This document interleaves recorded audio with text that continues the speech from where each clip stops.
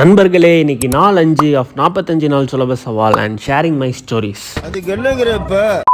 கொஞ்ச நாளாக ஸ்கிப் பண்ணிட்டு இருந்த இந்த ஆப்ஸ் ஒர்க் அவுட்டை தான் இன்னைக்கு மார்னிங் ஒர்க் அவுட்டாக பண்ண போகிறேன். ஸோ ஃபஸ்ட்டு சீட்டிங் லெக் ரைஸ்லேருந்து ஆரம்பித்தேன். பிகாஸ் எனக்கு பர்சனலி கஷ்டமான அப்புறம் ரிசல்ட் தர ஆப் எக்ஸசைஸ் இதுதான். இதுலேயே டிஃபிகல்ட்டி கொஞ்சம் கொஞ்சமாக கம்மி பண்ணி ட்ராப் செட் மாதிரி பண்ணிக்கிட்டேன். இது ஒரு 3 ட்ராப் செட் பண்ணிவிட்டு அப்புறம் ஆப் ரோவில் ஒரு 3 செட் பண்ணிவிட்டு இன்னொரு ஆப்ஸ் ஒர்க் அவுட் முடிச்சுக்கிட்டேன்.